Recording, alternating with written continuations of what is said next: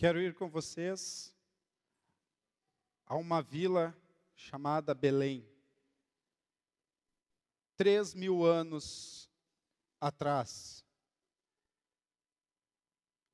O jovem, por volta de 17 anos, pastoreava o pequeno rebanho da sua família. Nesta vila, onde de tão solitário, às vezes o pai chegava a esquecer dele.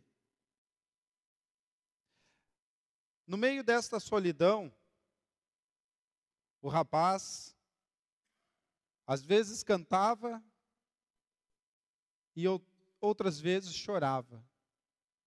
Olhava para as estrelas e pensava como o homem é pequeno perto de tantas estrelas. Acredito que esse rapaz também brincava, como todo adolescente, de mira. Colocava alguma coisa, mirava e pegava sua espécie de um estilingue. Certa noite, ele viu um barulho diferente no meio do seu rebanho de ovelhas. E no meio daquele barulho, ele atentou e ele notou que um urso gigantesco estava à espreita e ele se bota em corrida. E o pequeno rapaz arregala os seus olhos e também com uma dose extra de adrenalina põe-se a correr contra o urso. Os dois estão correndo numa velocidade, um contra o outro, correndo. Imaginem só, um menino de 17 anos, talvez com sardas no rosto, correndo contra um urso. É que os dois tinham um alvo em específico. Uma pequena ovelha. O urso corria para pegar a ovelha e fazer da ovelha o seu alimento. E o rapaz corria para pegar a ovelha que era da sua alçada, proteger.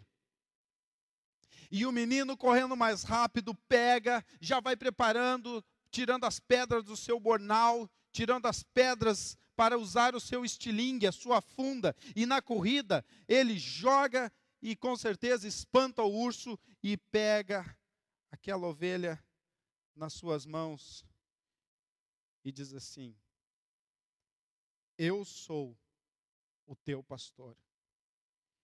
E o Senhor é o meu. E assim, nada me faltará. Nós, seres humanos, nós todos aqui, nascemos com um desejo no coração. Um desejo de ser guiado. Um desejo de ser orientado. Um desejo de ser liderado, um desejo de ser pastoreado. E diante dessa análise antropológica, nascem as muitas religiões, pelo um desejo do homem de ter um guia, de saber para onde vai. Já nascemos, já no ventre nós recebemos algumas instruções. E nós queremos isso ao longo da nossa vida, alguém que nos guie, alguém que nos conduza a algum lugar. E o jovem em questão, numa alegoria, numa história, ou antigamente, antes daquela reforma, numa história, o jovem Davi, o futuro grande rei Davi, ele olha para as ovelhas e vê que ovelhas, ao longo da Bíblia, são muito semelhantes aos homens. E que as ovelhas podem nos dar lições tremendas. E hoje eu quero tirar 3 lições com vocês, para explicar e dar o porquê dessa necessidade, gente. O porquê dessa necessidade de um pastoreio, de um guia, de um líder, de um tutor, o porquê. Para isso, peço a vocês que abram no salmo mais conhecido da Bíblia. Qual é? Salmo 23. Quantos acharam aquele sinal abençoado? Amém? Amém? Podemos ler? Passa para nós aí. O Senhor é o meu pastor, de nada terei falta, ou nada me faltará. Em verdes pastagens me faz repousar. Me conduz a águas tranquilas, restaura-me o vigor e guia-me nas veredas da justiça por amor do seu nome.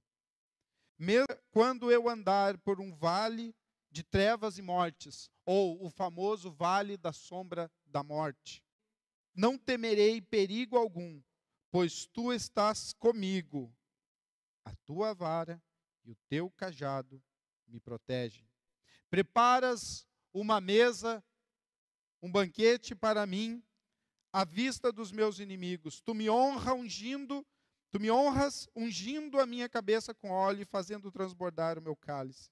Sei que bondade e fidelidade me acompanharão todos os dias da minha vida e voltarei à casa do Senhor enquanto eu viver. Amém. Por favor, mais uma. As insaciáveis. Ovelhas são insaciáveis. Se você largar uma ovelha num pasto e deixar um determinado tempo ali, ela vai comer até a raiz. Ovelha come. Quem trabalhou já como pastor de ovelhas, o bichinho, sabe que ovelha come. Ovelha não para de comer nunca. Está sempre comendo. Por isso que os pastores são nômades. Um pastor de ovelhas, não se preocupem. Um pastor de ovelhas, ele não pode ficar só num lugar, porque se deixar as ovelhas muito rápido, elas acabam com o pasto e morrem de fome. Ovelhas são insaciáveis. E aí, gente, tem uma história interessante que eu quero compartilhar com vocês. Eu ouvi há poucas semanas atrás e queria que vocês tivessem, quem desconhece essa história. Em Atos, capítulo 17, versículo 22 e 23, conta a história do apóstolo Paulo caminhando nas ruas de Atenas. E era o Deus disso, era o Deus daquele outro, Deus tal. E ele procurando uma oportunidade para falar do grande Deus, do verdadeiro Deus, o que ele lê lá numa placa?